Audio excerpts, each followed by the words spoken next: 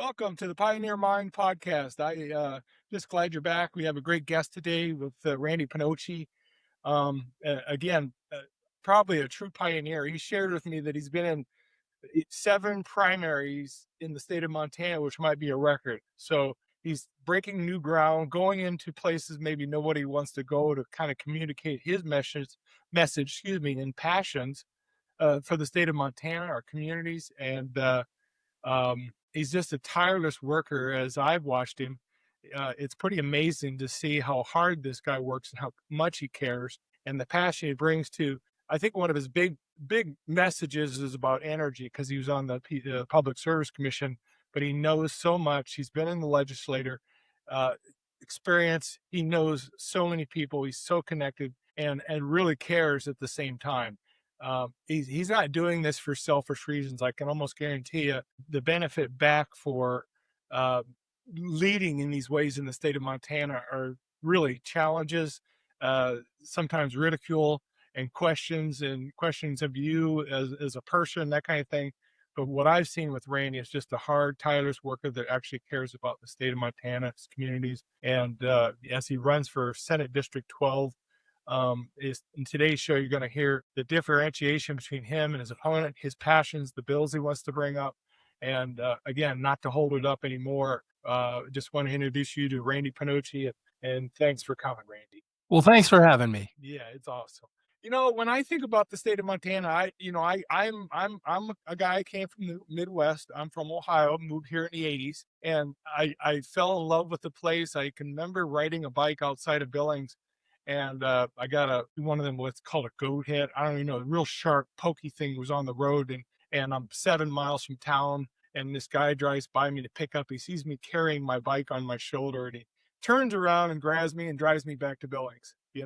And I just that summer I was just going to stay the summer and head home, but I fell in love with Montana. I met my wife here. It's some of the greatest, warmest people in the world, in my opinion. Montana is. So I come here in it's kind of this ideal environment, and I see Montana as this deep red state with family values and work ethic, and you're gonna rugged individualism, I guess. You're gonna take care of yourself. I see Montana that way.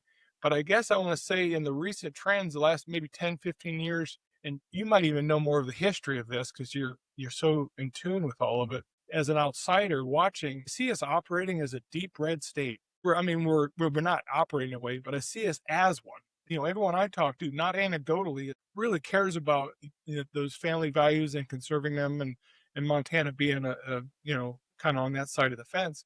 And then I follow politics at the state level, and it seems like we operate on the opposite level. There's this opposite thing happening from what maybe the voters are asking for. Am I seeing that wrong? What do you think? No, I think you're correct. And most people, when you ask them about who the good guys are and the bad guys are that represent us in office, the bottom line is the people really don't know. When let's say I was at a church the other day and I held up a Christian scorecard and I said, um, there's an organization called the Montana Family Foundation that scores your Christian values. Can anyone in the room tell me who your top Christians are and those that really are standing against those Christian values when they vote?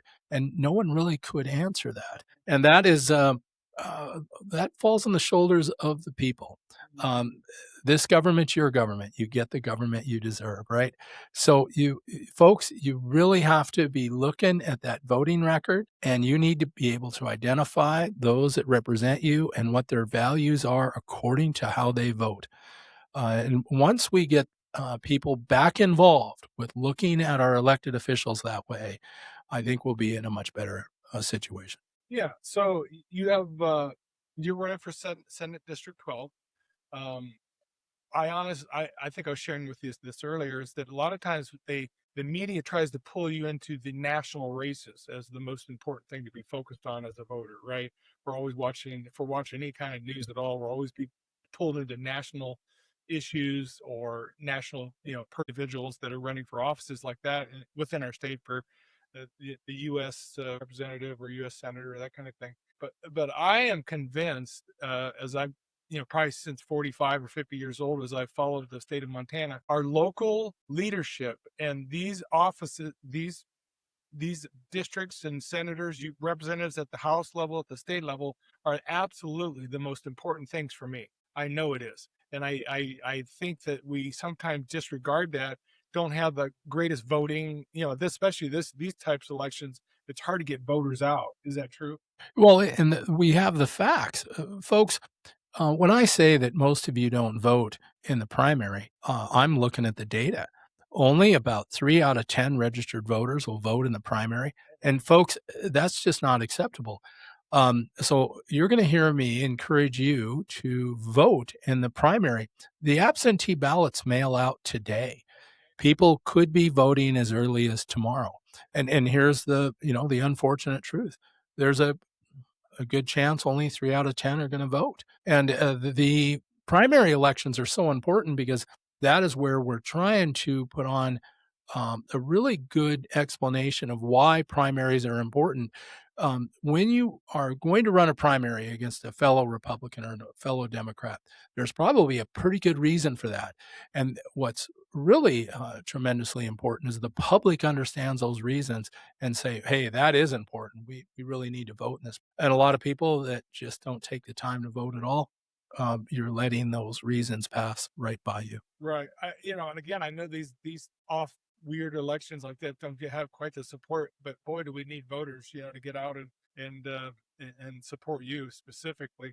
So, in terms of the Senate district, you have an opponent. It obviously in primaries it can get contentious, and again, you're probably more aware of that than I am. I don't necessarily know all the ins and outs of how this primary has gone for sure, but I know that when you're battling for a position, things are you have to differentiate yourself from your opponent. You have to set a standard for where this is where I'm at and this is where my opponent is, and you have to do that. So, what would be one of the some of the main things would separate you from your opponent? You're absolutely correct, and anytime I speak, I'm famous for getting right to the point.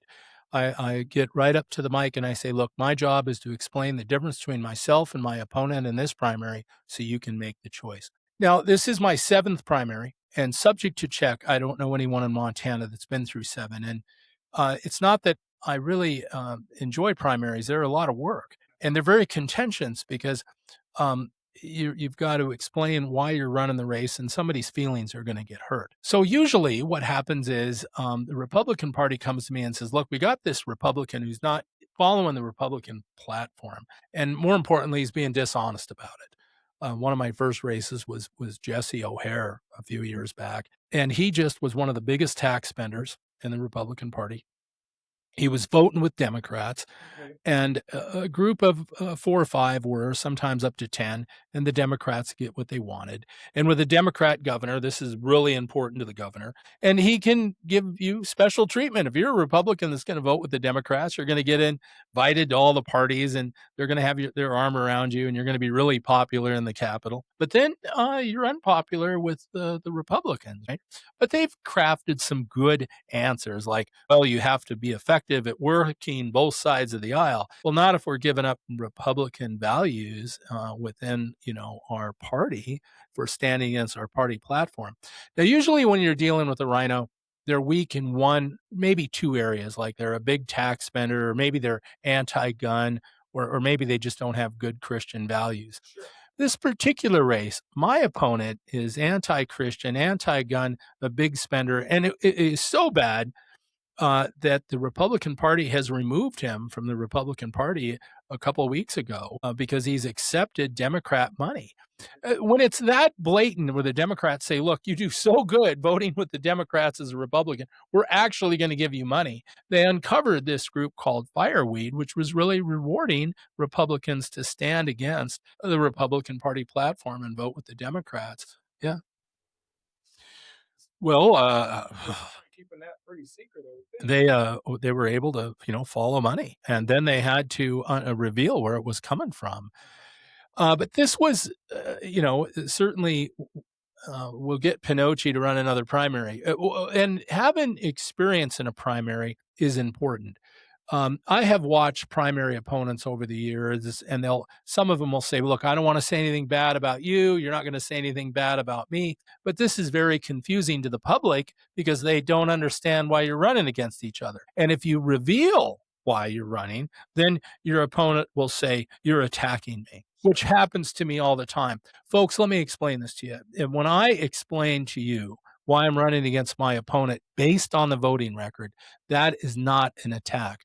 The voting record is how you should be making your decision to vote in this primary and who you should vote for. Now, my opponent wants to say, well, he's attacking me. Now, in my race, my opponent is attacking me viciously. And how do you say, okay, Randy, explain to me why it's an attack? If they're going to try to reveal something about me that has nothing to do with the voting record, nothing to do with what I or how I performed representing you in office, and they're going after me personally, that's an attack. And I'm not focused on that in any of my 7 primaries over 30 years. There is nobody that could call in to this show and say, I'm holding here an attack piece Pinocci did. The only thing I've done is attack your voting record. And that is the reason why I'm trying to get people excited to understand the importance of voting in the primary. Of his voting record would be on your radar. Well, I've got a flyer right here in front of me, and Montana Shooting Sports Association is an incredible organization. The president is Gary Marbett. Montana Shooting Sports Association has been around for like 50 years, and they've passed more pro-gun bills than any organization in the history of the United States on a state level. And folks, I think one of the most famous, well, there's several famous bills Montana Shooting Sports Association passed, but a lot of people just don't understand history. A few years ago, you weren't allowed to have a concealed carry. And this bill was introduced by Montana Shooting Sports Association. And I happened to be in the legislature arguing why we needed to have a concealed carry. There were some good arguments. A hunter might have had a coat on and his pistol was on his belt, but when the coat covered the gun, they'd say up concealed, and it's like, come on, my coat just covered the gun, right? And then if we had a concealed carry, you're not attracting attention to yourself. You may have a gun, but nobody knows, right? And the benefits were this: you had to have a background check. If you had a concealed carry, chances are you might be able to help stop a crime or defend yourself. So we passed a couple of great bills. The concealed carry permit passed, and the self defense bill. And so Montana Shooting Sports Association was approached by my opponent, George Nikolakakis, and he wanted to introduce a pro-gun bill, and this would look good on his record. So Gary Marbett said, okay, and they went through the testifying. And keep in mind, when you're on the House floor and you're testifying on a bill, it's like $20,000, $30,000 an hour because everybody is focused on you. All the House members are being paid to listen to you. All the recordings on camera are all pointed at you, and 1,000 people, right, are working on your bill as you're introducing it, and this costs the taxpayers a lot. Well, at the end of the several day process, uh, George turned against his own bill and asked everybody to kill it. Now, he claims that he didn't like how the bill was written, but he failed to explain that to Gary Marbett, who gave him the bill to introduce upon my opponent's request. So now what Montana Shooting Sports Association has done is says, look, you're getting an F because you're anti-gun. And while Pinocci served in the past, he has a perfect A rating, right? So here's an example where my opponent is anti-gun and has an F rating, and I'm pro-gun and have an A rating. Well, we look at the Christian scorecard, the Montana Family Foundation, and most Christians don't know this. And I'm back to this education. I've been speaking to a lot of pastors and a lot of church members. Are you aware that there is a group called the Montana Family Foundation that scores your elected officials based on how they vote with Christian issues? Most people don't know. And then the next question is, could you tell me the legislators that have an F rating or maybe a C rating or those that have a perfect score? If I was talking to 1,000 Christians and they were listening to this, most of them wouldn't know, right? Or they just, what you got to do, folks, is you've really got to study these score sheets because they're here. Well, George is the lowest scoring man of any Christian, according to the Montana Family Foundation. And I've had people tell me I'm attacking him. Look, folks, exposing the voting record is not an attack. You need to know where his values are. And when I serve in the legislation, I have a perfect 100% score, right? And, I've had people tell me that what you're doing is wrong. Look, if I've earned a perfect 100% score at the Family Foundation and I'm running against the lowest scoring guy in the entire Republican Party, I think you need to know that before you make this decision. That's quite a Oh, significant difference. it's tremendous, And I right? know for me and how I make decisions, a lot of times I make decision based decisions how I go forward. I don't just guess. I just used that a few minutes ago. Is that a lot of times we're guessing about these kind of information because we don't get them, find them, that kind of thing. But no, I want the evidence. I want to make a good decision. So that makes sense. Well, and so Christians, if you're listening, well, let's talk about my district. It's behind Holiday Village Mall, all the way through Fox Farm, all the way up to Walmart on 10th. It's pretty much that side Okay. of town. And you all know somebody that lives there, and you got to call them and say, hey, it's really important you vote in this election because my opponent voted for transgender hormone shots to underage children. And that's probably the F rating. Oh my God! Yeah, This yeah. when I'm doing the doors, people say, "Who would vote for that?" Well, in this case, a Republican did, and paid for by your taxpayers' money. And you're not even allowed to work with the doctor, knowing what your child's notes are with the decisions children are making. The parents aren't allowed to engage unless they have permission from the doctor. And if I was told that I couldn't have that access to my children are, moved out of the house, but I just couldn't imagine that this could even be a possibility. All right. So the Family Foundation is trying to expose that this vote happened in House Bill 185.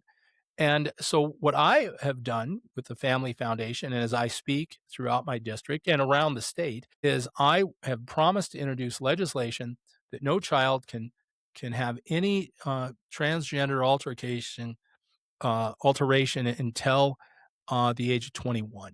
Okay. And I think this is something that everybody is really thinking is good policy. And keep in mind, when kids are challenged to have these choices, counseling in school becomes a lot more intense where they got to hire more counselors. If we have to hire 200 more counselors or 300 more in Montana schools and they're being paid 100,000 a year, folks, this is costing you millions of dollars. And what do we compare this to? Well, we don't let children drink until they're 21. And there's for good reasons for that. And I don't think they should be challenged with given the choice to change their sex until 21 because clearly if they change their mind they'll say what was I thinking, right? And a young lady could take a hormone shot, their voice gets deep, her hair starts growing on their chest. They do this when they're 16, when they're 20 they fall in love and it's like no one's going to want to marry them and maybe they commit suicide. And we're seeing the suicide rate.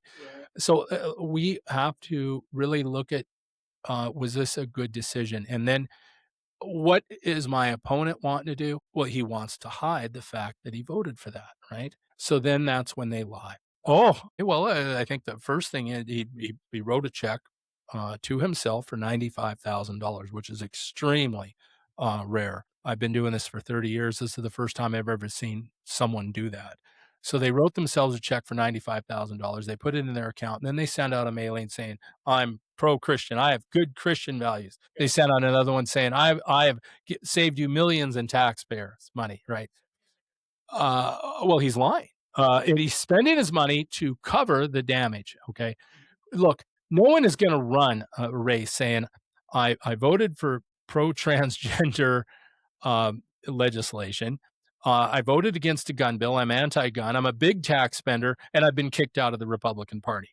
Uh, the only way he's going to win is he has to lie. So he sends out a mailing saying he's a good Republican. Yet the truth is, and I got the letter right here. Anyone can go to the Montana GOP website, and here's a letter explaining several Republicans have been removed, and one is my opponent, George Nikolakakis. When he's going to the door, putting up a sign and saying, I would like you to put up a sign. Here's what he says: I'm a veteran and I'm a businessman. He left out the part that he's kicked out of the party, voted for children to have transgender hormone shots, voted against a gun bill, and is one of the biggest tax spenders in the legislative session, right? So, folks, you have to check this out. And what he's done is he sent out, oh, I don't know, probably $30,000, $40,000 of mailings saying he's pro-Christian, pro-gun, pro-family values, and he's a great Republican. So what Yeah. is a typical Senate district in Montana like this would be a typical cost spend to run an election? Oh, $10,000, $20,000.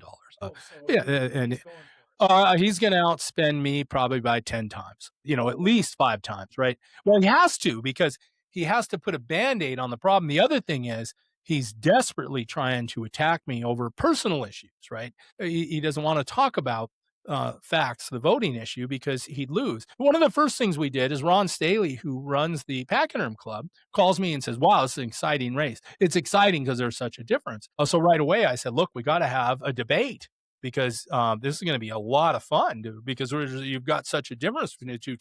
Well, so Ron says, I can't agree more. I said, you know what? You probably charge $5 at the door and raise some money for Packenham. The place will be packed because of his voting record.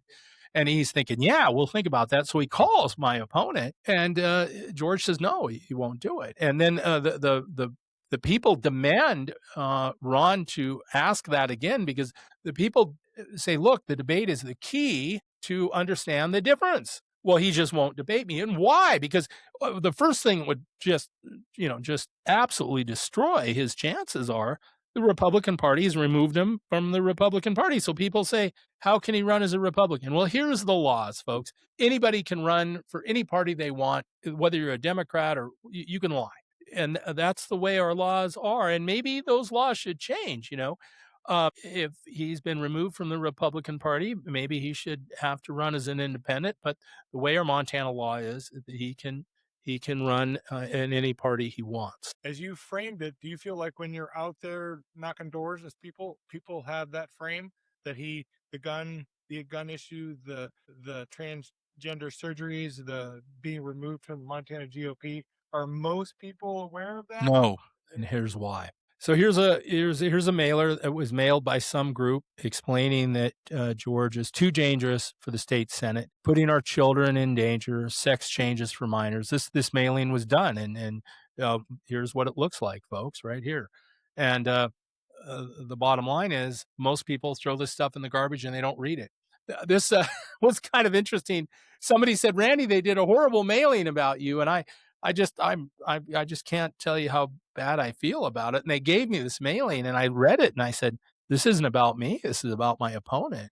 This was a senior citizen. And well, this was a good example for me to bring up because here's a friend of mine who supports me and assumed this mailing was against me, but they really didn't read it.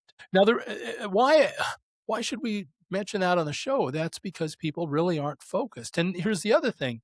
You can lie about your opponent.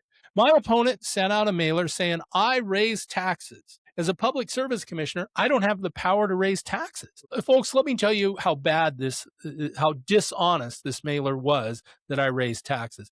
My opponent raised your taxes and then sent out a mailing saying I did it. Now, that's like here's an example. A bank was robbed. My opponent robbed the bank and he sent out a mailer saying I robbed the bank. There's really two lies there. Okay. You So don't have legislative power in the PSC. I don't. And so what happened was, And they're the first. well, here's exactly what the angle was. I'm your public service commissioner, and your energy rates went up partly because the legislature raised taxes pretty substantially on the energy companies like Northwest Energy. Gotcha. And then I have to look at that and say, okay, if the legislature increased your taxes, you get a chance to increase the rates to recover your taxes. I can't say no to that. Right. And so he said, well, you approved that tax hike. I can't deny it because you raised the taxes on the utility.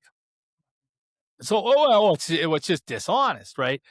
Folks, if you wanted to see your utility rates go down, the legislature could pass a bill that the utilities won't be taxed at all because when they are taxed, they add that to your electric bill or your gas bill. You see that, folks? Now, why is that important? Watch this idea.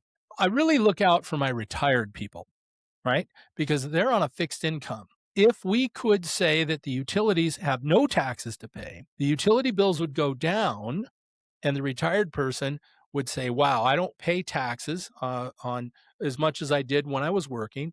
And now my utility bill's down and I'm on a fixed income. And they'd have to get that tax made up somewhere else. But that would be a great tax benefit for my retired people. Yeah. Now, I've just given you a real solution that we could work on. But my opponent chose to send out a mailing saying, I increased your taxes. Well, the Public Service Commission doesn't have the ability to even do really that. no limit on political speech in the sense of no one's monitoring whether this is accurate or not. This just goes up, and then you got to fight it. That's the goal. Right? I called political practices and I sent them the mailing that said I raised your taxes and I'm a bad guy. And I said they lied about my voting record and they can't do that in political practices. I said, hey, Randy, I'm sorry, but they can lie. They can say anything that they want. And I asked him, Chris Gallis, and we go way back. I've been in politics in Montana for over 30 years, and Chris Gallis and I knew each other before he ran political practices. So Chris, I want you to look at this. And he did. He said, Randy, a judge ruled that in politics you can lie. Folks, I think you should encourage the legislature to pass bills that really improve that you can't be lied to. I think it should be against the law that an elected official can have their voting record be lied about. And here's why. Retired people, when they get a postcard and they say, wow, this is pretty serious, Pinocci raised my taxes, there could be, 1,000 senior citizens that are going to be outraged and they're going to vote against me. How are those seniors going to feel when they find out they were lied to, right? And my opponent did that, right? To what I'm saying as we started is that we're a deep red state, and then as people living, working, I'm running a business, taking care of my grandkids, and all those kind of things. It seems like it's operating against us. Like you get something in the mail, or like, well, what's this? Because aren't we a conservative red state that's going to be, get control of our spending? All those little ideas in our head of what that means. But it seems like we get confused on our side too. It's like, well, we're voting this way, but we're getting the other. And I think that's a perfect example, right? In terms of what you're talking about. Absolutely it is. And then you can really turn up the heat by lying in a radio ad or lying in a TV ad or a billboard. With my opponent spending, 5 times or 10 times more than the typical race, there are a record amount of billboards in Cascade County for my opponent, a record amount of TV ads, a record amount of radio ads. And to counter it, I have to do things like sit down with you today. Yeah. But so is his response to the money he funded, is his response is as he goes into this race, he realizes he's maybe in trouble? Or does that make sense? Why would you go to that effort to fund something that you could do for 10 to 20? Well, you're going to win easily. Does that make sense? The public should be very concerned about that. Now, he was asked about this, and here's what he said. I've decided to put this amount of my own money in the race because I care about the future of our legislature. That is dishonest. You're putting this amount of money in the race because you have to lie. It must be pressure. And not only that, his wife serves in the legislature. So it's rare to see a husband and wife both serve in the legislature. No, that was just for him. But they're spending a good amount of money on his wife because she's got the same voting record that's very low. Now, the difference is the person running against his wife is Tony Rosales, who's never been in office before. The reason that I'm a problem is because I've served in office. I have a very good voting record, one of the most conservative in the history of Cascade County, a perfect 100% score with the Second Amendment, a perfect 100% score with the Christians. So they have to take me a lot more serious. George's wife is running against Tony, who has not been in office, but I certainly am supporting Tony because we have to look at somebody who's brand new that has no voting record to take care of somebody who has a very bad voting record. and his wife has been removed from the Republican So is that Party House now. District You 3? know, I think I I see signs in my yeah, neighborhood, so you uh, must be in mine. you know what? I don't want to comment on that because I don't want to make a mistake. So yeah, yeah, yeah. It's not in my district, and Okay, so it's but not. yeah, yeah. So that I've yeah, so that's right. It well, and here's the other thing, folks. They keep changing the boundaries. Okay. Okay, So my district was, and I've run in this district before, but they rewrote it to let you know how confusing it is. As your public service commissioner, I'm required by law to live in my district, and they've changed my district 3 times since I've been a public service commissioner. And I believe that is I am the first commissioner who's had his district changed 3 times while I served in the history of Montana. And let me tell you, folks, how crazy this is. I'm required by law to live in my district. okay. And guess what? I don't live in my district. Because of the redraw. They changed my district and they wrote it so I don't even live in it. So I thought to myself, well, I got to sit down with the legislature and say, do I step down? Oh, no, no, no. You're an elected official. You have to finish out your term. I'm actually in Annie Bukacek's district. Okay. And I find this is how ridiculous this is getting. And the other thing they did, folks, is my district is a public service commissioner. I represent like 20 counties. It used to be 23, right? It's bigger than some states. Yep. You go across the entire High Line, all the way over to North and South Dakota, and I do half of Billings, right? That's right. And this is a step down for me, right? The job I have now as a public service commission, it comes with wages, but the job for Senate District 12, I'm just really reimbursed for the short time I represent you, which is about 4 months out of the year. I saw a mailer that says I'm a career politician. I worked in Great Falls in the printing industry for 32 years, Wow. folks. So I've got over 30 years of printing experience. And I volunteered time towards all kinds of Republicans. I was U.S. Senator Conrad Burns' statewide director. I've worked for 2 U.S. congressmen. I've worked for 2 of our Montana governors, Governor Mark Roscoe, and got nice letters from him. And I worked for Judy Martz, and Judy. I yeah, met her, and to this day, she came to our youth events we do at the church. She would show up and greet, and she talked to every yeah, kid. she was great.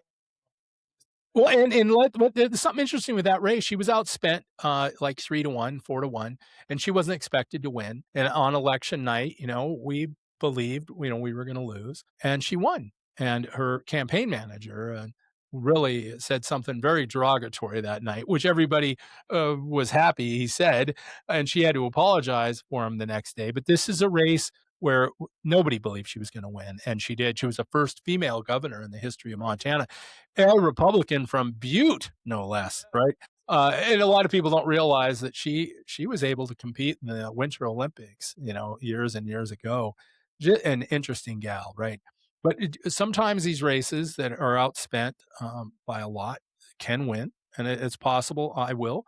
But folks, this is so important, and I want to tell Christians that I'm told only about 1 in 9 Christians vote in a primary where Yeah. there's not a presidential election. And those Christians in Cascade County really should make sure 100% of the people vote based on this trans gender issue alone, right? Uh, but if they even realize that it's going on. Right. The Family Foundation came here and spoke to a church. They spoke publicly just a few weeks ago to try to get people to understand how important this election is and that the scorecard really does exist. You can find it on Facebook. I'm going to hold it up right here. This is what it looks like. And it says at the top, Christians, this is a call to action, right? Yeah. Trying to get Christians to understand the importance of this race, right? And then, of course, my opponent's sending out these mailings, trying to well, he's got to lie. Well, you've Yeah, done a wonderful job, in my opinion, kind of showing the difference. Just with some of the stuff, the information you brought.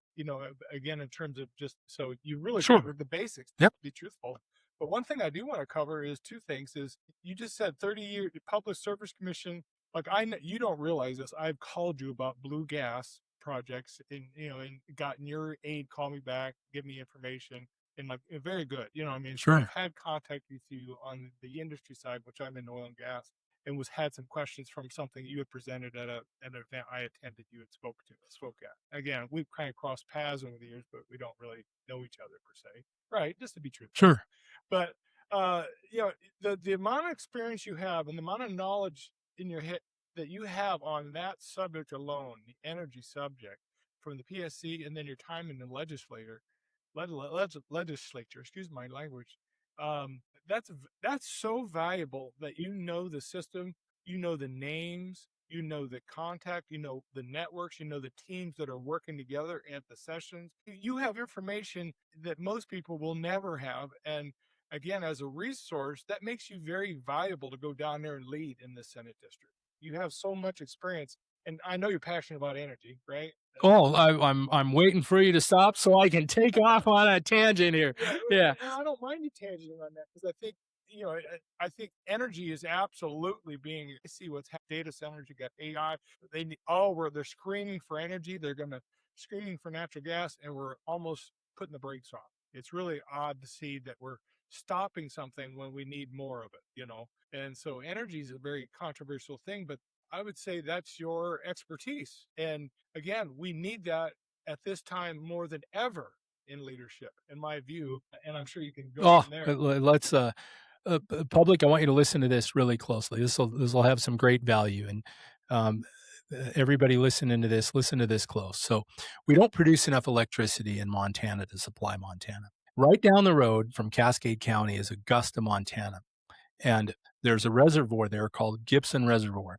When we built it 60 years ago, it really was supposed to generate electricity, but they never put the turbine in. So what I'm trying to do is get greenfield irrigation set up to put a turbine there so we can generate electricity. If I generate more electricity, I have a better chance of bringing the price down for everybody.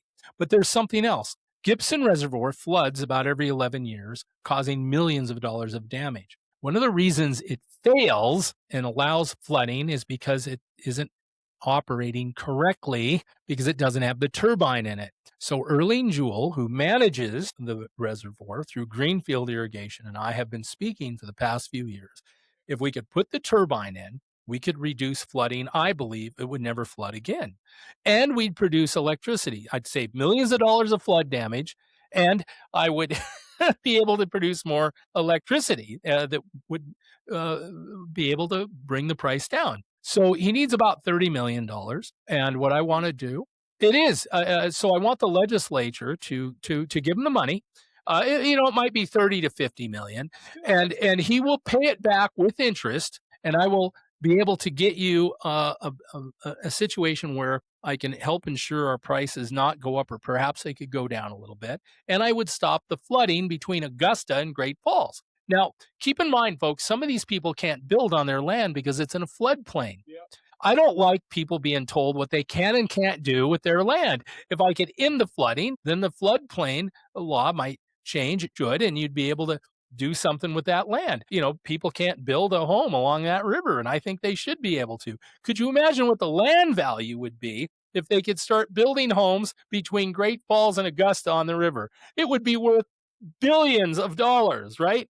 Folks, this is just one idea I have, and I want you to think about this. I have more experience on energy than anyone running in the entire legislature during this campaign right now, where you start voting tomorrow, because I served on energy in the legislation and I've been a public service commissioner for 8 years. So, what I would like them to do with me, if you allow me to win, is I would like to serve on Senate Energy, and then I want to introduce legislation that gets greenfield irrigation, the money to put the turbine in. The Greenfield Irrigation District has a perfect record of paying every loan that they've ever had since the beginning over 100 years ago. A perfect track record on paying loans back with interest. Now, think about this, folks. People will be able to build on the river. We'll stop the flooding, and I'll bring the price of electricity, and I will be producing more energy, right? Now, these are real answers and real reasons why you should be voting for me. Now, if you were to call Erlene Jewell at the Greenfield Irrigation, you'll find I have conducted more tours of Gibson Reservoir than all other public service commissioners combined. I have been working on this for years. Is there an article anywhere?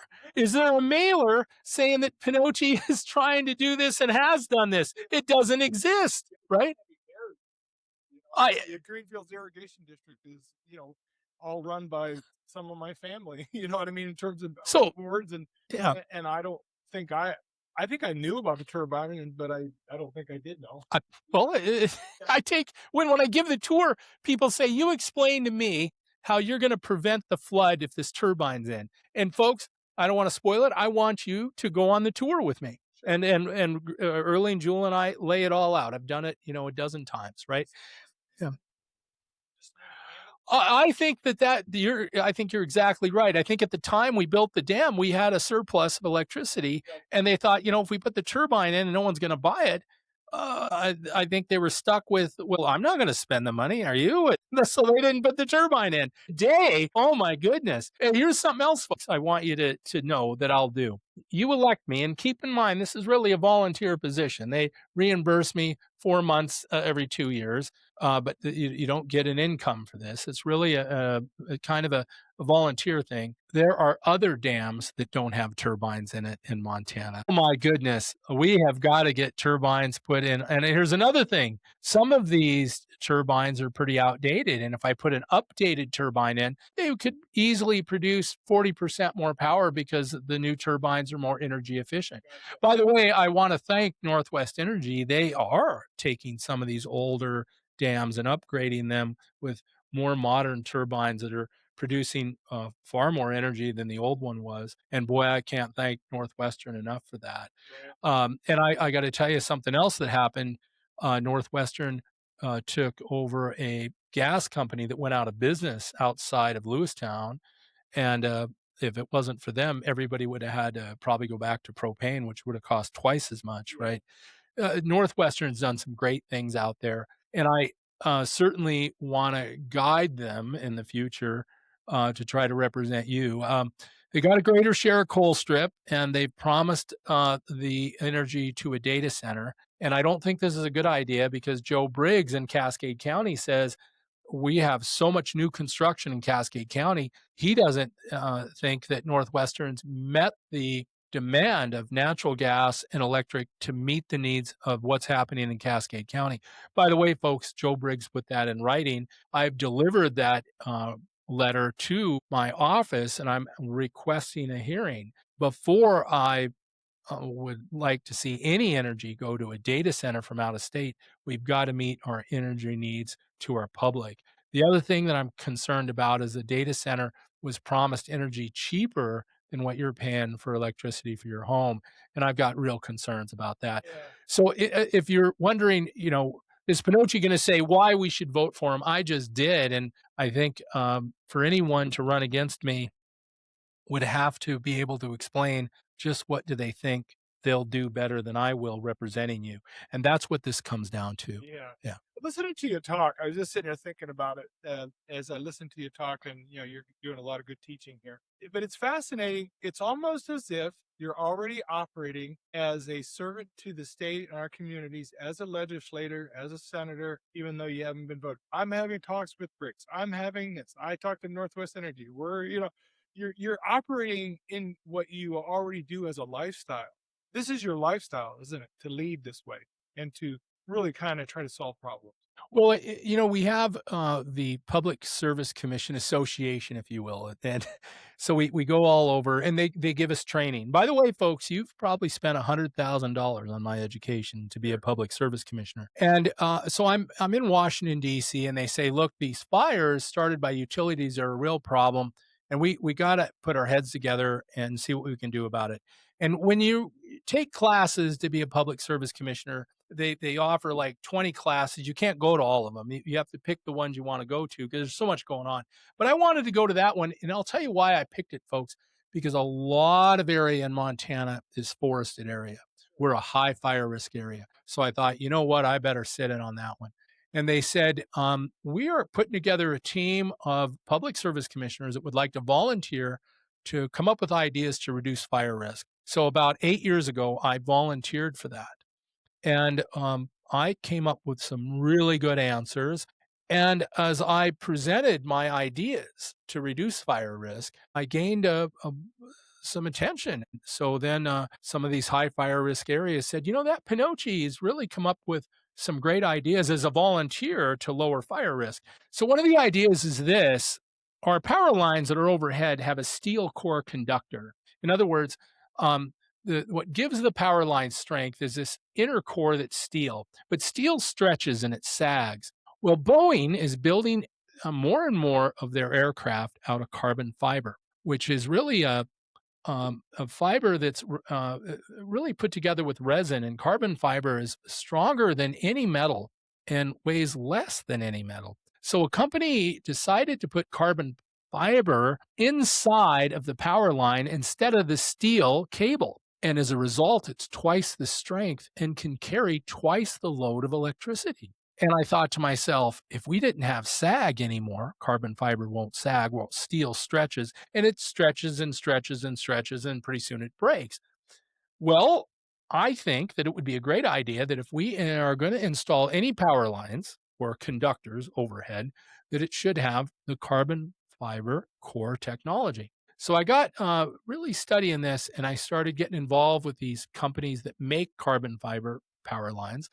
And then I started proposing that in the high fire risk areas, that we use this new technology, these high performance conductors, and that we reduce fire risk.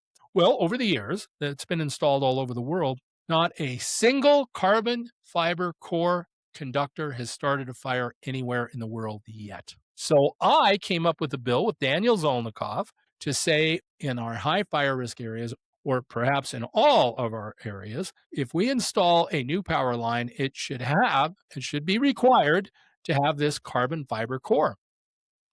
Today, I speak all over the country as a keynote speaker, and I've sent you a couple articles ahead of time. Yeah, so San Francisco, Florida. Now, Florida likes it for different reasons. Florida put in this carbon fiber stuff, and when the hurricane came, no line broke. The hurricane couldn't break it because it's twice the strength. The other thing Florida's doing, I'm working with them on, is a wood structure. We see a wood pole that holds up power lines. Forget that, folks. We got to take the log out of the forest. We got to treat it with all kinds of weird chemicals so it doesn't rot. And then if you're leaning up against it, it stains your clothes. And if it catches on fire, the petroleum distillants and that power pole goes up like a Roman candle. What we're doing in Florida, concrete power poles, and they don't have to go out in the jungle and find it. They just make it. Yeah. The concrete company makes it to the size you want. You have the mold. We can use a steel pole or concrete. Now we put up carbon fiber core power lines using concrete poles. The hurricane comes in. Everything's fine. It's hurricane proof, right? Now, if a building lands on it, that's different. But the bottom line is, now that Florida is installed $1 billion of this, when the hurricane comes, carbon fiber stuff is fine. And we're hardening the grid. I was going to say, it's probably creating a long-term savings over probably initial cost would be higher. Oh, it just doesn't pay for itself. No, I didn't want to get too far in the weeds, folks, but I got to tell you this.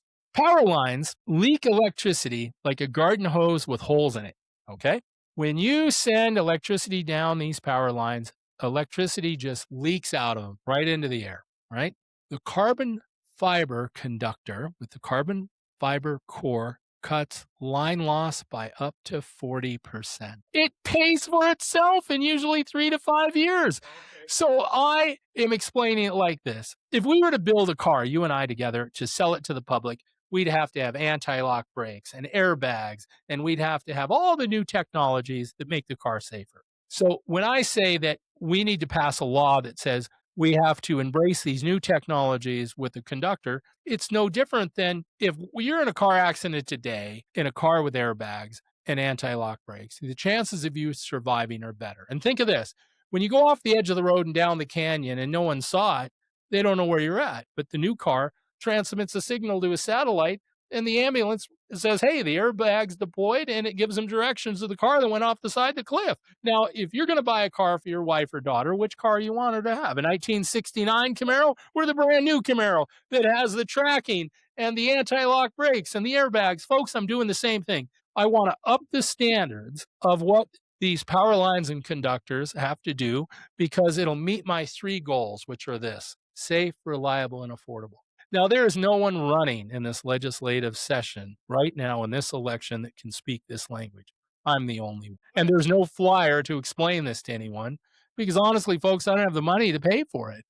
Yeah. So this broadcast, this show we're doing, I hope everybody listens to very carefully. Yeah, Yeah. we need to share it, like it, spread it. Again, we'll get it up this afternoon, but just listen to you talk. Like I said, this has become your lifestyle. That's right. I raised my hand as a volunteer, and that's how I got I in think this. it's Yeah. fascinating to Yeah. think of it that way. It's just like, and I imagine, and I'm not saying, but the point of it is you're probably not stopping for this energy you have and drive for solving problems, right? You keep right on going, but at the same time, we need you to win this race. Well, that's up to you, the voters. So, uh, and we're back to this, folks. Most of you don't vote in the primary, and it's one of the most important elections. And this particularly, this particular primary in Cascade County, we have probably 5 or 6 races that are super important, right? And when the Republican Party said, "Look, Randy, we think that you need to run this primary," I said, "Okay,"